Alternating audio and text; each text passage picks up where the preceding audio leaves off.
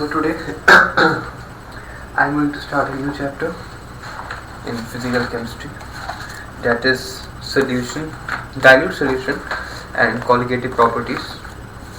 Okay, so let us start off with the chapter.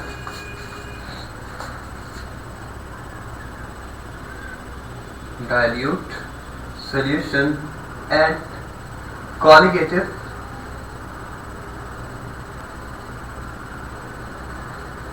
properties. Okay, so this is our new chapter. First of all, you should know about solution. की solution होता है क्या basically? Solution is made up of two substances, or we can say that a solution has two parts basically, a solvent and a solute. So a solute is dissolved in solvent, है ना. अच्छा, that makes a solution, है ना. ये आपको idea होना चाहिए. अच्छा, अब नेक्स्ट पार्ट. तो ये तो मतलब सोल्यूशन तो आप सबको पता ही है. तो हम थोड़ी कंसंट्रेशन टर्म्स देख लेते हैं, है ना. वैसे ये मोल कंसेप्ट में पढ़ रखी होंगी आपने, बट फिर भी मैं आपको बताया तो एक बार जितनी भी कंसंट्रेशन टर्म्स क्या जरूरत पड़ने वाली है आपको बताया. तो सबसे पहले होता है मोलैरिटी ऑफ सॉल्यूशन. मोलैरिटी को हम डिनोट करते हैं कैपिटल एल से डिनोट करते हैं, है ना. It is number of moles of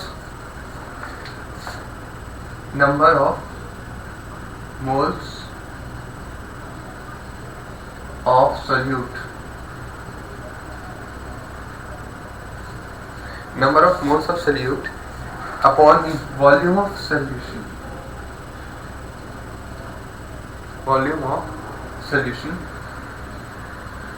In liter. Okay. अच्छा, इसकी यूनिट, बिकॉज इसकी यूनिट मोल होती है, इसकी यूनिट लीटर होती है, तो मोल पर लीटर यूनिट हो जाएगी.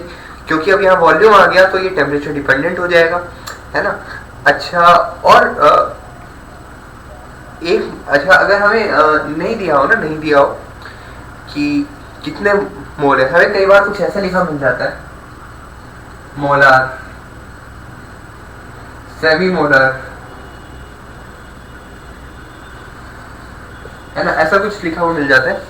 तो सेमी मोलर का मतलब आधा मोल, है ना. मोलर सॉल्यूशन का मतलब एक मोलर, ठीक है ना. और सेंटीमोलर का मतलब 1/100 m, डेसीमोलर का मतलब 1/10 m. ठीक. अच्छा, तो मोलैरिटी था. हम मोलैरिटी को ऐसे डिनोट करते हैं n/v, है ना. तो ये n/v होता है बेसिकली. तो अगर किसी सब्सटेंस की मोलैरिटी 1 मोल है, मतलब 1 मोलर है, ठीक है, तो हम ऐसा बोल सकते हैं, इसकी यूनिट क्या होती है बेसिकली, इसकी यूनिट मोल पर लीटर होती है, या फिर हम इसको मोलर भी बोल देते हैं. ठीक. अगर किसी सॉल्यूशन की मोलैरिटी 1 मोलर है ना, 1 मोलर है, तो हम बोलेंगे कि उसके 1 लीटर में 1 मोल सॉल्यूट है ना. उसके 1 लीटर सॉल्यूशन में, मतलब उस सॉल्यूशन के 1 लीटर में 1 मोल सॉल्यूट अपने को मिल जाएगा. ठीक. दूसरी कंसंट्रेशन टर्म होते हैं मोलैरिटी. मोलैरिटी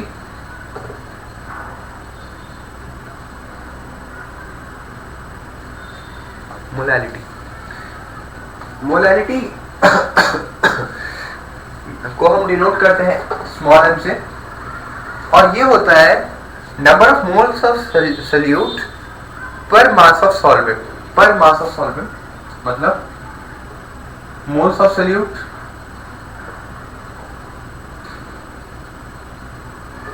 है ना, moles of solute upon mass of solvent.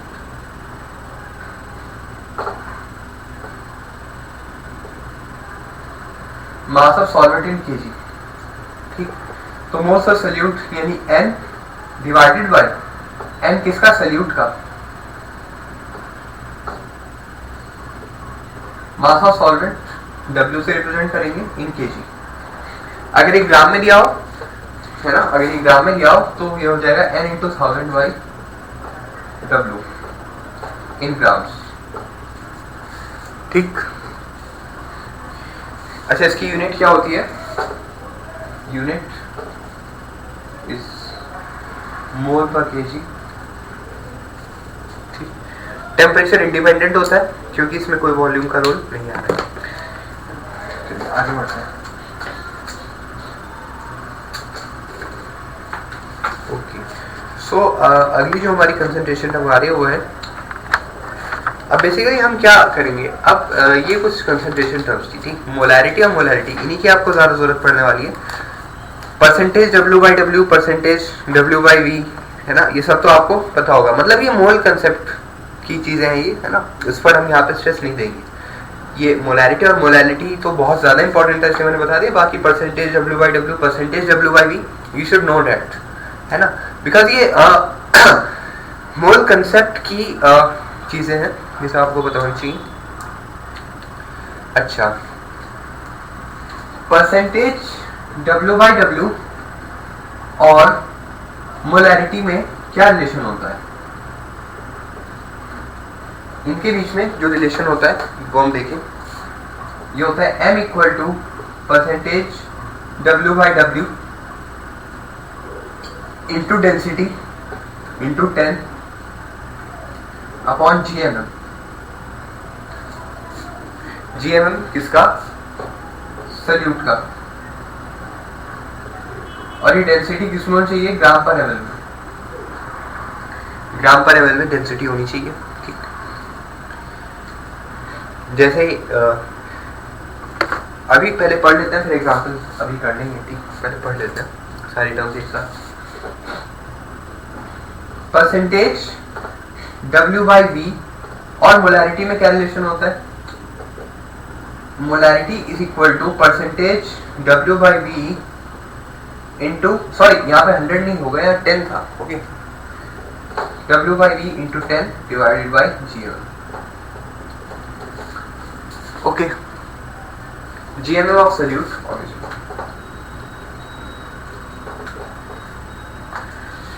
ठीक है। तो ये होती है मोलैरिटी और परसेंटेज W/V में रिलेशन, ठीक।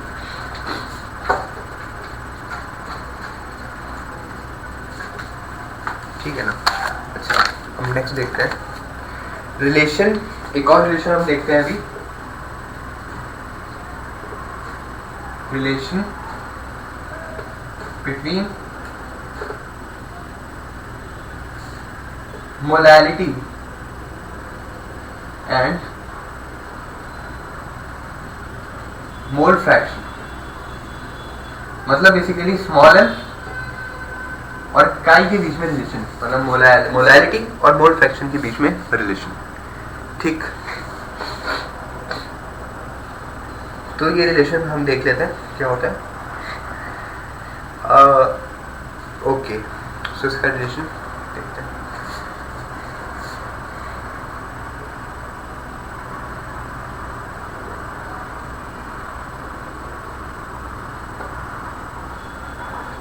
ठीक, ऐसा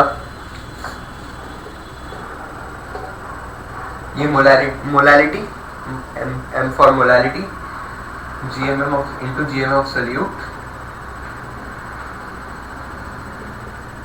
divided by 1000, okay. So mole fraction of solute divided by mole fraction of solvent is equal to molality into GMM divided by 1000। So ये कुछ रिलेशंस थे जो आपको याद होना चाहिए। अच्छा, एक और रिलेशन होता है किसके बीच में, ये जो अपना नेक्स्ट रिलेशन है वो है मोलैरिटी और मोलैलिटी, ठीक है ना। तो ये रिलेशन देखते हैं।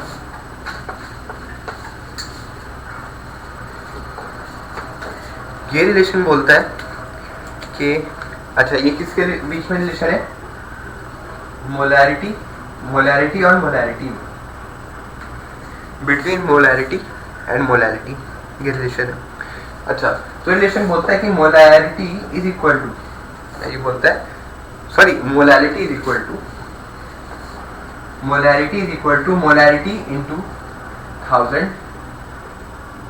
Divided by 1000 into density of solution, है ना, density of solution obviously, minus molarity into GMM of solute.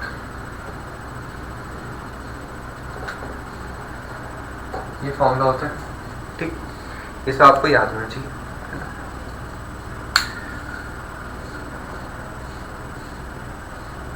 ठीक, अच्छा चलिए आगे बढ़ते हैं।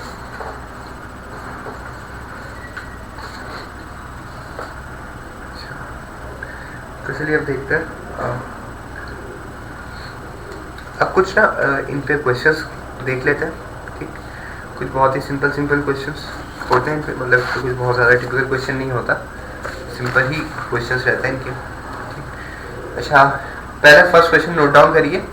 Calculate molarity of 49%। हमें मोलैरिटी बतानी है, calculate molarity of 49% W/W H2SO4 solution जिसकी डेंसिटी 1.2 ग्राम पर ml है। तो अपने पास क्या क्या इन्फॉर्मेशन है, मोलैरिटी निकालनी है सबसे पहले, और मोलैरिटी निकालनी है क्या इन्फॉर्मेशन की बने, 49% W/W, मतलब W/W% हमको दिया हुआ है ना, H2SO4 बता रखा है हमको कि H2SO4 सोल्यूशन है, तो हमें जो GMM है वो पता है सोल्यूट का, तो H2SO4, तो यानी GMM क्या होता है H2SO4 का, ये 98 होता है ना, 98 ग्राम्स। ठीक, अच्छा इसकी डेंसिटी दी गई है 1.2 ग्राम पर ml। बहुत ही सिंपल क्वेश्चन है, मतलब ये तो हो ही जाना चाहिए, मतलब है ना। तो अपना फॉर्मूला क्या था, percentage W/W into density into 10 divided by GMM।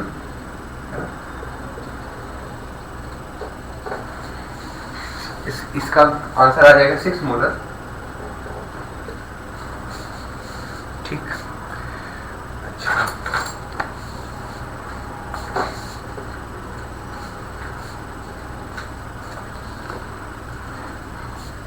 एक और क्वेश्चन देखते हैं। Calculate molarity of 49% W/V H2SO4 solution. ठीक, 49% W/V परसेंटेज W/V अपने को दिया हुआ है कितना, 49। ठीक, अच्छा H2SO4 सोल्यूशन दिया है, मतलब यानी जो GMM है वो अपने को पता है कितना, 98, ये दिया हुआ है। ठीक, तो इसका बहुत ही सिंपल सोल्यूशन है, कैसे करेंगे, मोलैरिटी निकालनी है अब इस बार अपने को ना, मोलैरिटी ही निकालनी है ना। तो उसकी मोलैरिटी कैसे निकालोगे, 49 into 10 percentage W/V into 10 divided by GMM, तो इसका आंसर 5 मोलर आ जाएगा। ठीक, चलो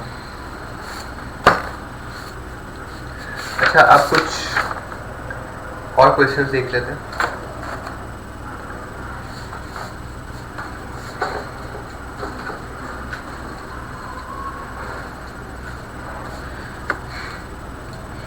Note down the question. Calculate molality of solution prepared by dissolving I2 in CCl4. Calculate molality of solution prepared by dissolving I2 in CCl4 if mole fraction of I2 is 0.2, है ना। तो क्या दिया आपने को, मोलैलिटी निकालनी है solution की।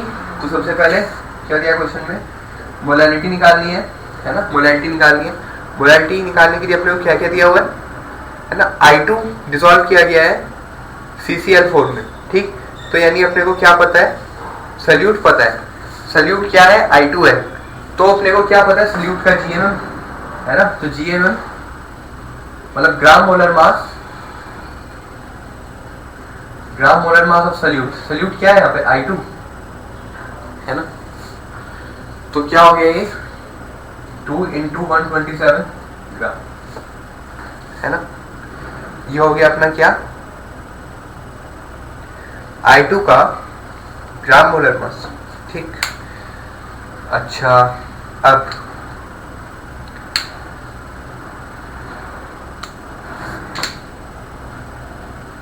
अच्छा अब मोल फ्रैक्शन निकालना है। अच्छा अब मोल फ्रैक्शन भी दिया हुआ है अपने को I2 का, ठीक। मोल फ्रैक्शन ऑफ I2 कितना 0.2,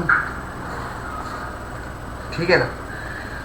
तो अपने को क्या निकालनी है, मोलैलिटी निकालनी है। तो हमने एक फॉर्मूला पढ़ा था कि mole fraction of solute upon mole fraction of solvent, है ना, is equal to molality into GMM of solvent upon 1000।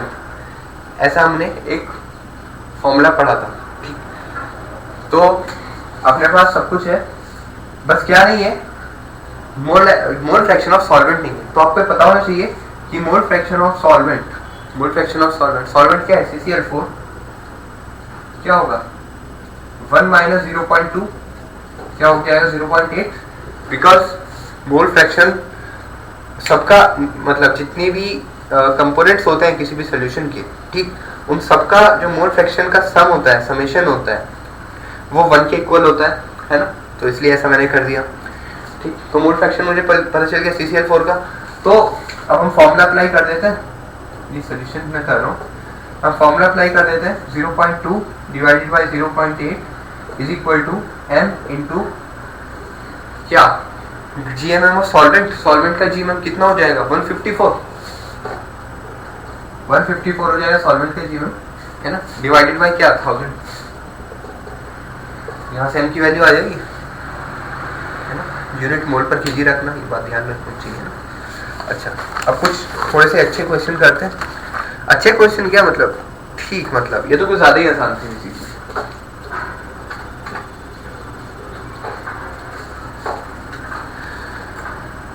अच्छा calculate the concentration of NaOH solution, question note down करिए। Calculate the concentration of NaOH solution in gram per ml which has the same molarity as that of a solution of HCl of concentration 0.0365 gram per ml. Calculate the concentration of NaOH solution in gram per ml which has the same molarity as that of a solution of HCl of concentration 0.365 gram per ml. ये question है अपना, ठीक। हमें क्या पता करना है, NaOH solution की कंसंट्रेशन निकालनी है ग्राम पर ml में, ठीक, जिसकी मोलैरिटी उतनी ही हो जितनी 0.0365 कंसंट्रेशन ग्राम पर ml कंसंट्रेशन के HCl सोल्यूशन की होती है, ठीक है ना। ये निकालना है। तो हम क्या करें इस सोल्यूशन की मोलैरिटी निकाल लें, ठीक। तो इंफॉर्मेशन क्या दी है अपने को, हमें कंसंट्रेशन निकालना है। कंसंट्रेशन किसका निकालना है, NaOH सोल्यूशन का, ठीक है ना, ग्राम पर ml में, जिसकी मोलैरिटी किसके बराबर हो, इसकी मोलैरिटी उसके बराबर हो, इसकी मोलैरिटी एक HCl सोल्यूशन के बराबर हो जिसका कंसंट्रेशन 0.0365 ग्राम पर ml है, ठीक है ना, ऐसा। तो इसका हमें क्या निकालना है, कंसंट्रेशन निकालना है NaOH सोल्यूशन का। चलो करते हैं। तो अब क्या करें, इसकी मोलैरिटी निकाल लें, ठीक। इसकी मोलैरिटी निकाल लें तो काम हो जाएगा अपना। तो इसकी मोलैरिटी निकालते हैं। देखिए कुछ नहीं करना, मोलैरिटी निकालने के लिए आपको इसकी ग्राम पर ml में तो आपको दिया हुआ है, ठीक है ना, ये आपको दिया हुआ है ग्राम पर ml में। इसकी मोलैरिटी आप अगर निकालना चाहेंगे, ठीक है, तो कैसे निकालेंगे, देखिए आपको बेसिकली इन्होंने परसेंटेज W/V दिया हुआ है ना।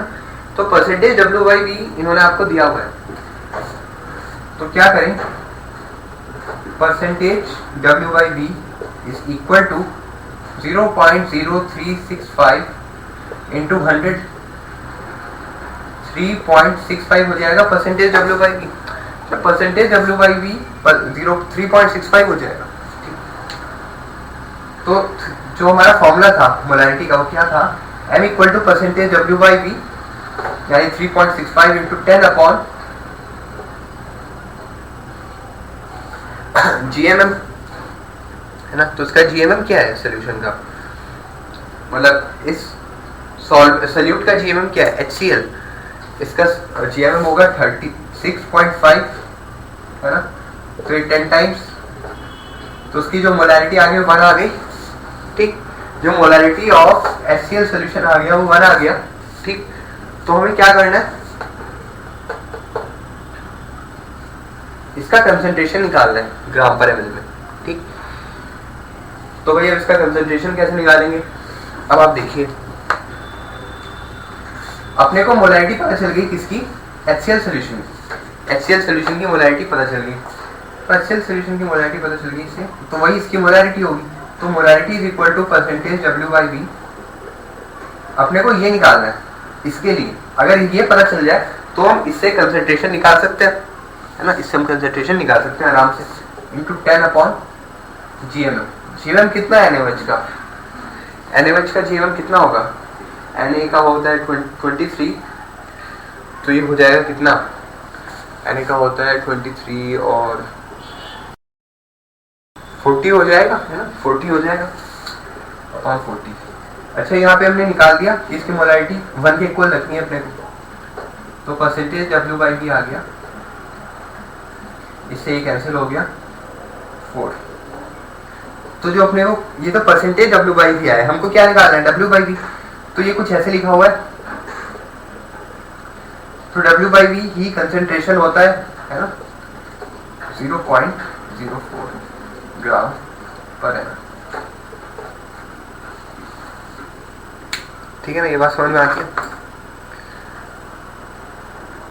ठीक है।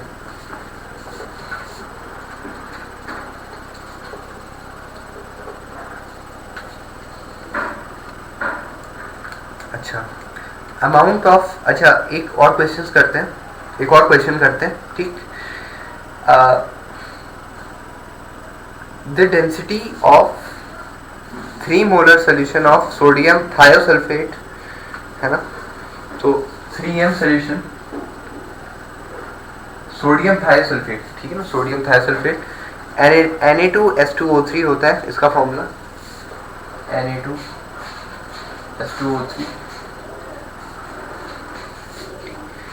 इन इस 1.58 ग्राम पर ml, 1.58 ग्राम पर ml, है ना, तो the density of 3 molar solution of sodium thiosulphate is 1.58 gram per ml। तो हमको बताना है क्या, amount of Na2S2O3 in percentage W/W। तो सबसे पहले परसेंटेज W/W कैलकुलेट करना है, किसके लिए, इसके लिए। तो कैसे कैलकुलेट करेंगे, बहुत ही आसान है ना, बहुत ही आसान है। हमने एक फॉर्मूला पढ़ा था जिसमें था molarity is equal to percentage W/W into density into 10 divided by gram molar mass, है ना, ग्राम मोलर मास ऑफ Na2S2O3, ठीक है ना। तो इसका जो ग्राम मोलर मास हो कितना हो जाएगा, Na2 यानी 46 है ना, 46, S2 का मतलब कितना 64, O3 का मतलब 48, है ना, सही है बिल्कुल, हाँ सही है।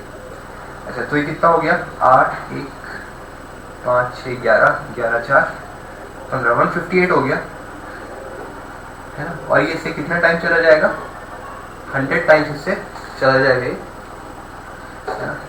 तो और ये इससे कितना 10 टाइम्स इससे चला जाएगा, तो परसेंटेज W/W कितना हो गया, 30 हो गया, ठीक है ना। तो ये अपने क्वेश्चन का आंसर। अच्छा, फॉर द सेम क्वेश्चन अगर हमको क्या निकालना हो, molarity of Na plus and S2O3 2 minus ions. इसी क्वेश्चन के लिए हमको क्या कैलकुलेट करना है, मोलैरिटी ऑफ Na प्लस, है ना, और S2O3 2 माइनस आइंस, है ना।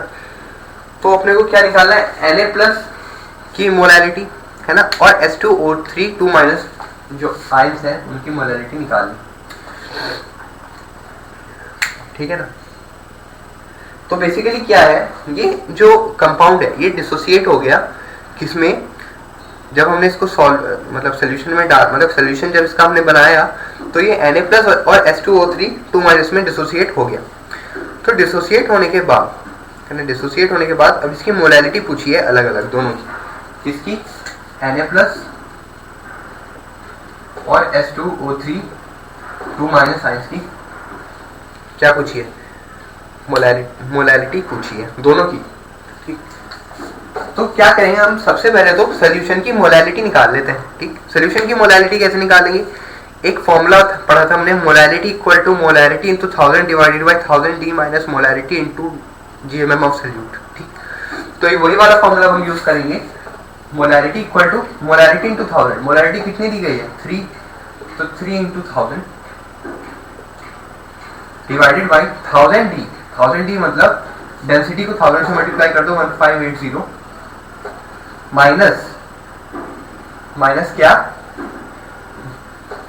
Molarity into gram molar mass. इसका जीएमएम कितना आया था 158 है ना, तो ये कितना हो गया, ये हो गया 3000 डिवाइडेड बाई 158 इंटू 7, ये हो गया है ना, 158 इंटू 7 ये हो गया। तो अब इसको कैलकुलेट कर लेते हैं, इसको जब हम कैलकुलेट करेंगे ये आ जाएगा कितना,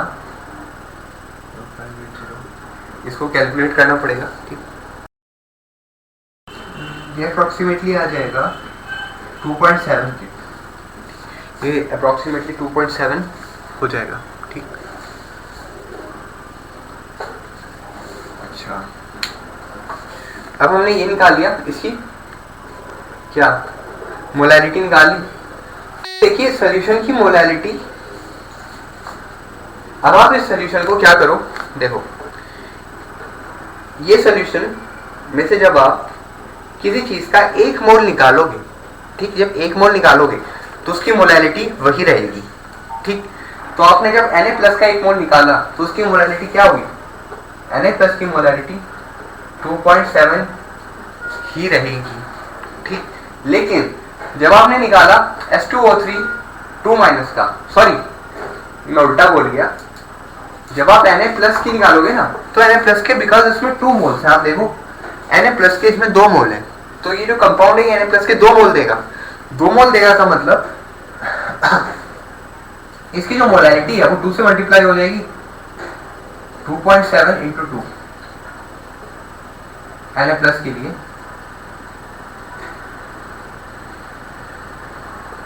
5.4 मोलैलिटी आ जाएगी इसके लिए, ठीक। लेकिन H2O3 2 माइनस, इसका 1 ही मोल है, तो क्या हो जाएगा 2.7 इंटू 1 यानी कि 2.7, ये रहा अपना आंसर। बेसिकली क्या करते हैं, जितने मोल्स होते हैं, मतलब जितने मोल्स वो दे रहा होता है किसी कंपोनेंट के, उसे मल्टीप्लाई कर देते हैं।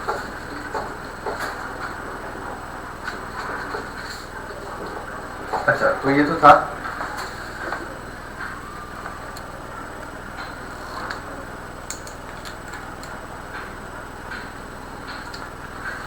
चलिए आगे बढ़ते हैं, आगे बढ़ते हैं। अब हम क्या देखते हैं, सॉल्युबिलिटी, ठीक। सॉल्युबिलिटी होता क्या है बेसिकली, इट इज, अच्छा हमारा अगला टॉपिक मैं यहाँ डाल भी देता हूँ,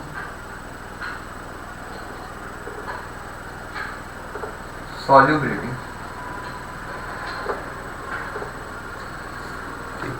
solubility. It is the maximum amount of solute that can be dissolved in a given amount of solvent at a given temperature, ठीक। मतलब इससे ज़्यादा आप बेसिकली डाल नहीं सकते ना, आप डाल नहीं सकते, ये maximum amount of solvent solute होता है एक पर्टिकुलर टेम्परेचर पर, ठीक, जितना आप किसी सोल्यूशन किसी सॉल्वेंट में डिसॉल्व कर सकते हो। अच्छा, सॉल्युबिलिटी के बेसिस पर हमने अलग अलग टाइप्स के सोल्यूशन डिफाइन करें। सबसे पहला होता है अनसैचुरेटेड सोल्यूशन, अनसैचुरेटेड सॉल्यूशन, ठीक है ना। अनसैचुरेटेड सॉल्यूशन, अनसैचुरेटेड सॉल्यूशन में क्या होता है, amount of solute, amount of solute होता है लेस देन सॉल्युबिलिटी, सॉल्युबिलिटी से कम होता है अमाउंट ऑफ सॉल्यूट, सॉल्युबिलिटी से कम होता है ना अमाउंट ऑफ सॉल्यूट। इसका मतलब वो सॉल्वेंट जितना अपने अंदर मतलब और घोल सकता था उतना मतलब उसने अपने अंदर अभी और डिसॉल्व नहीं करा है ना, मतलब उसके अंदर अभी भी और टेंडेंसी है डिसॉल्व करने की, आप उसके अंदर अभी और सॉल्यूट डालोगे तो कर लेगा, है ना। मतलब अमाउंट ऑफ सॉल्यूट उसकी सॉल्युबिलिटी से कम है ना, मतलब वो मैक्सिमम लिमिट रीच नहीं हुई है अभी, ठीक। और एक होता है सैचुरेटेड सॉल्यूशन, सैचुरेटेड सॉल्यूशन में amount of solute is equal to solubility,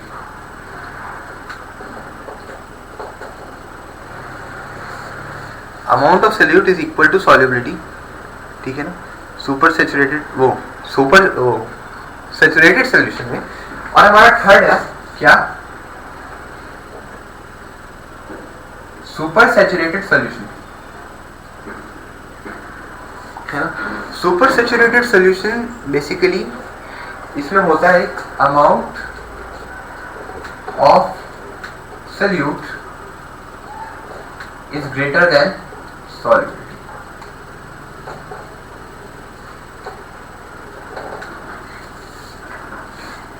ठीक है ना, ऐसा होता है।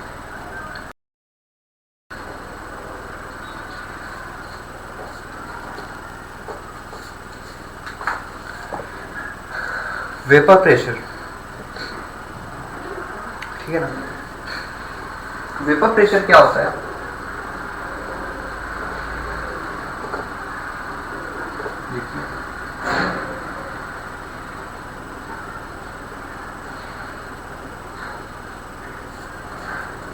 vapor pressure, it is the pressure exerted by the vapors on its liquid surface at a given temperature when both liquid and vapor phases are in equilibrium।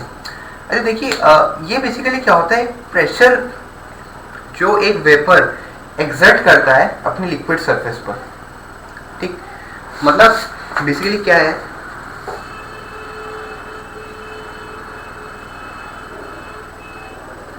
ठीक है ना, ऐसा कुछ है, इसको थोड़ा ऐसा बनाते हैं।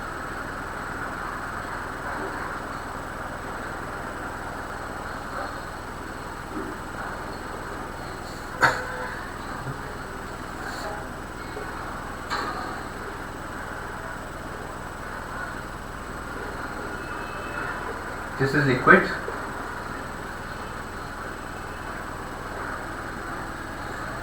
ये वेपर है, ठीक। ये बेसिकली क्या है, वेपर है।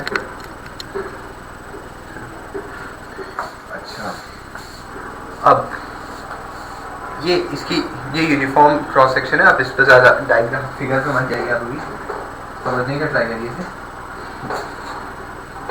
ये Hg है, मरकरी, एक मरकरी कॉलम है। तो ये जो प्रेशर, ठीक है ना, जितना ज़्यादा एक्सर्ट करेगा, ठीक है ना, मतलब जो ये जो लिक्विड सरफेस पर ये जो वेपर है ये जितना प्रेशर एक्सर्ट करता है वही वेपर प्रेशर कहलाता है, ठीक। वेपर प्रेशर का फॉर्मूला होता है रो जी एच, है ना। रो जी एच होता है वेपर प्रेशर का फॉर्मूला, जिसमें रो क्या है, डेंसिटी है मरकरी की, है ना। रो 13.6 ग्राम पर ml होती है, ठीक है। मरकरी की जो डेंसिटी होती है वो 13.6 ग्राम पर ml होती है, जो और जी एक्सेलरेशन ड्यू टू ग्रेविटी है ना, जो कि होता है 981 सेंटीमीटर पर सेकेंड स्क्वायर, ठीक, ऐसा होता है। और H क्या है, H है हाइट ऑफ द कॉलम, मतलब यहां से अपनी नेचुरल हाइट से वो कितना और ऊपर जाता है due to pressure, height of column. अच्छा, तो ये तो वेपर प्रेशर बेसिकली इसकी बहुत सिंपल सी डेफिनेशन है कि भाई जितना प्रेशर ये एक्सर्ट करेगा, ठीक, जितना प्रेशर ये एक्सर्ट करेगा अपनी लिक्विड सरफेस पे उतना ज़्यादा इसका वेपर प्रेशर होगा। अब कुछ चीज़ें जो आपको पता होनी चाहिए, जैसे कि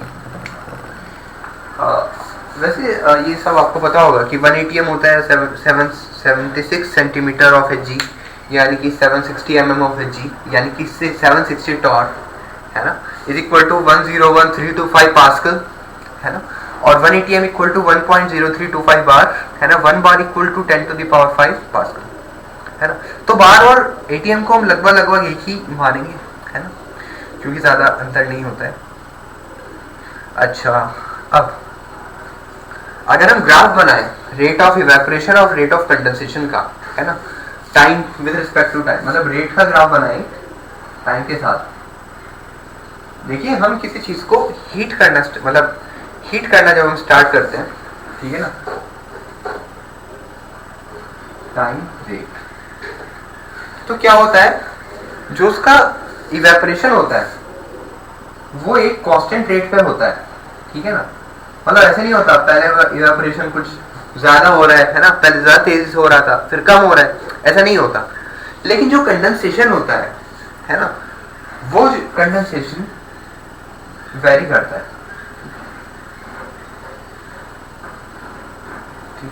ऐसे, मतलब ये रेट ऑफ इवेपोरेशन, ये रेट ऑफ कंडेंसेशन, ठीक, और फिर बाद में जाके बराबर बराबर चलने लगता है, ठीक। बस अब ये जो पॉइंट आता है यहाँ पर, रेट ऑफ इवेपोरेशन और रेट ऑफ कंडेंसेशन बराबर हो जाता है, ठीक है।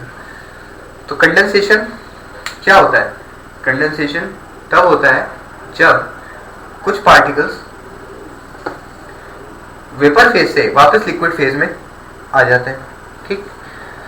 तो भाई पहले इवेपोरेशन होगा फिर तो कंडेंसेशन होगा ना, ठीक। तो कंडेंसेशन का रेट पहले धीरे धीरे बढ़ता है और फिर कांस्टेंट हो जाता है जाके, ऐसा होता है।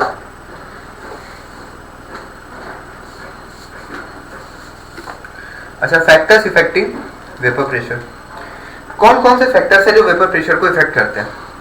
देखिए वेपर प्रेशर क्या होता है मैंने आपको बता दिया है, अब हम देखेंगे फैक्टर्स।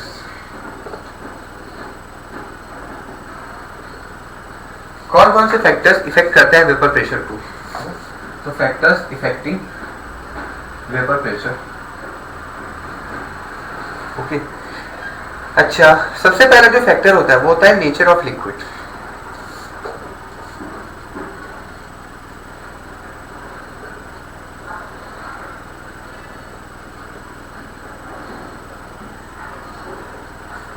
नेचर ऑफ लिक्विड, देखिए vapour pressure is inversely proportional to क्या, intermolecular forces of attraction।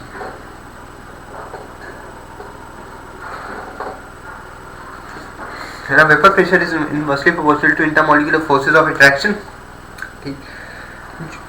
Intermolecular forces जितनी ज्यादा स्ट्रांग होंगी उतना कम इवेपोरेशन होगा। खुद देखो, इंटरमॉलिक्यूलर फोर्सेस जितनी ज्यादा है उनको तोड़ने के लिए उतना ज्यादा एनर्जी चाहिए होगा, यानी उतनी ज्यादा हीट चाहिए होगी, समझ रहे ना।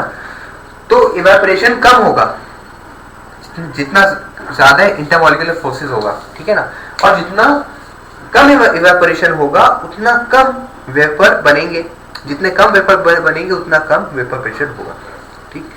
तो जितनी ज्यादा इंटरमॉलिक्यूलर फोर्सेस उतना कम इवेपोरेशन, जितना कम इवेपोरेशन उतने कम वेपर, जितने कम वेपर्स उतना कम वेपर प्रेशर। दूसरा फैक्टर, अच्छा पहले इस पर एक एग्जांपल देख लेते हैं, ठीक। अच्छा, बताना है, आपको बताना है कि वेपर प्रेशर, ठीक है ना, vapour pressure of H2O, C2H5OH, ठीक है, CH2O, CH2, ये 3 आइटम लोग आपको दिए हुए हैं, ठीक। इसमें बताना है आपको कि वेपर प्रेशर का ऑर्डर क्या रहेगा, ठीक। तो कैसे बताएंगे, देखिए सबसे पहले हम चेक करेंगे हाइड्रोजन बॉन्डिंग, ठीक है ना। अगर हाइड्रोजन बॉन्डिंग है ना, तो जितनी मतलब हाइड्रोजन बॉन्डिंग आपको बताना चाहिए, ये आपने केमिकल बॉन्डिंग में पढ़ा होगा कि हाइड्रोजन बॉन्डिंग सबसे ज्यादा स्ट्रांग होती है, ठीक है ना। फिर उसके बाद आएगा क्या, फिर उसके बाद आएगा बाकी सब कुछ, ठीक। तो इस सबसे ज्यादा हाइड्रोजन बॉन्डिंग इसमें होगी, है ना। फिर उससे कम हाइड्रोजन बॉन्डिंग इसमें, है ना। फिर सबसे कम, मतलब इसमें हाइड्रोजन बॉन्डिंग होगी ही नहीं, ठीक है। तो वेपर प्रेशर का ऑर्डर क्या हो जाएगा, मतलब क्योंकि इसके इंटरमॉलिक्यूलर फोर्सेस सबसे ज्यादा, फिर इसके, फिर इसके, तो वेपर प्रेशर का ऑर्डर क्या हो जाएगा, वेपर प्रेशर का ऑर्डर हो जाएगा CH2O CH2 का सबसे ज्यादा, फिर C2H5OH का, फिर H2O का, ठीक, ऐसा।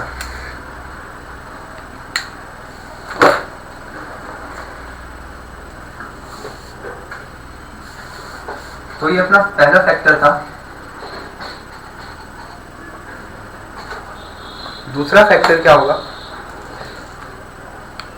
दूसरा फैक्टर विल बी टेम्परेचर।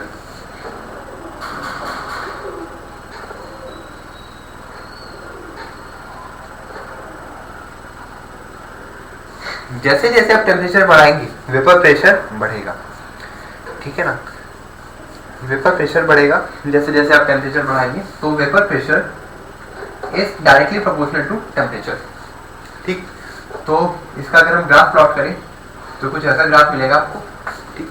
यहाँ पे वेपर प्रेशर, यहाँ पे टेम्परेचर, माइंड यू वो टाइम है, वो टाइम नहीं है, टेम्परेचर है, ठीक है ना। अच्छा, एक और बात, H2O का जो वेपर प्रेशर होता है, H2O का वेपर प्रेशर, H2O का वेपर प्रेशर एक्वस टेंशन कहलाता है।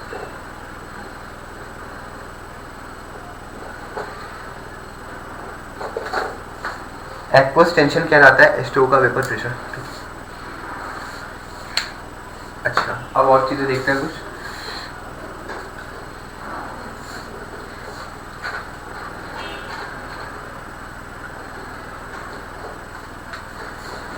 अब एक और बात नोट कर लीजिएगा रिलेटिव ह्यूमिडिटी के बारे में।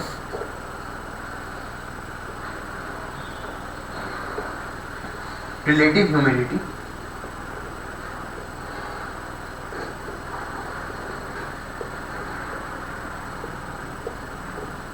रिलेटिव ह्यूमिडिटी है ना, तो ये होता है क्या, partial pressure, partial pressure of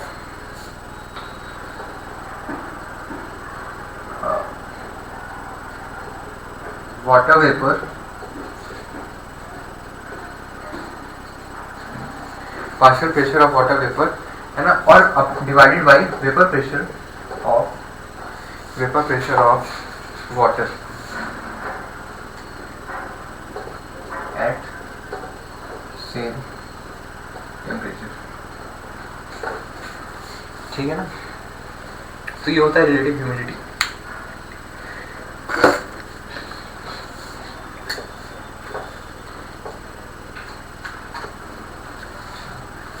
चलिए आगे बढ़ते हैं। अच्छा, कुछ पॉइंट्स आप नोट कर लीजिए, है ना। अच्छा, कुछ बहुत इंपॉर्टेंट पॉइंट्स हैं, ये आपको पता होना चाहिए। Vapour pressure does not depend on amount of liquid as well as shape and size of container, ठीक। पहला पॉइंट ये, वेपर प्रेशर नहीं डिपेंड करता किस पर, ना ही जितना उस कंटेनर में, है ना, जिस कंटेनर में आपने लिक्विड रखा हुआ है उसका कितना ज्यादा अमाउंट है, उस पर बिल्कुल डिपेंड नहीं करेगा वेपर प्रेशर कितना है ना। और ना ही डिपेंड करेगा उस कंटेनर का शेप और साइज कितना है ना। बड़ा कंटेनर, छोटे कंटेनर, कुछ भी लो, फर्क नहीं पड़ता, है ना। वेपर प्रेशर उन्हीं 2 फैक्टर्स पे डिपेंड करेगा जो मैंने आपको बताया, ठीक है ना। अच्छा, सेकंड पॉइंट आप लिखिए नोट का कि vapour pressure does not obey Boyle's law, Charles law और गेल-लुसाक लॉ, ठीक है ना, but it obeys Dalton's law of partial pressure, ठीक। सो है ना। ये Dalton's law of partial pressure obey करेगा, बाकी बॉयल्स लॉ, चार्ल्स लॉ और गिब्स लॉ ओबे मतलब फॉलो नहीं करेगा, ठीक है ना। तो चलिए अब कुछ क्वेश्चंस करते हैं। मान लीजिए एक 3 लीटर का कंटेनर है, 3 लीटर कंटेनर है ना। इसके इस 3 लीटर कंटेनर के अंदर क्या क्या है, और ऑक्सीजन है जिसका प्रेशर है PO2 है ना, ये है 2 atm।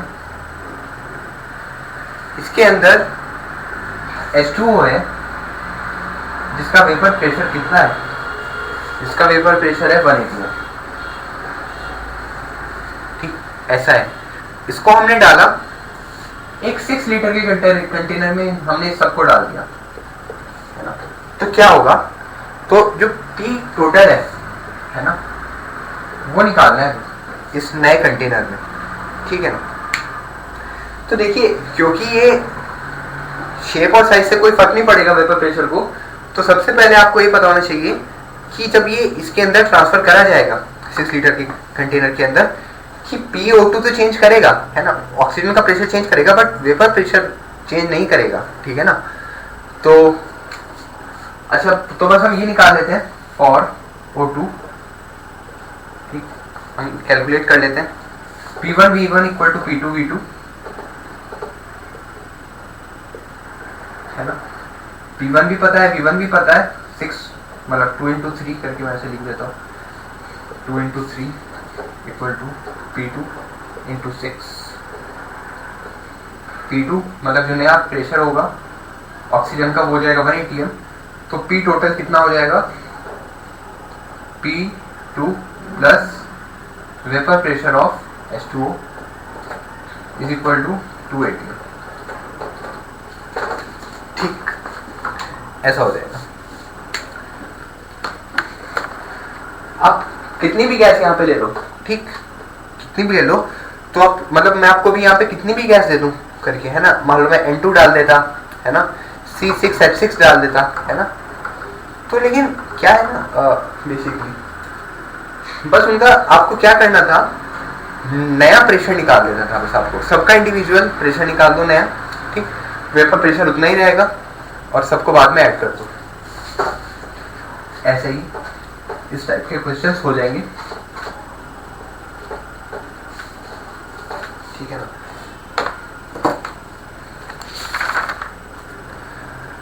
तो चलिए आज की सभा यहीं पे समाप्त करते हैं।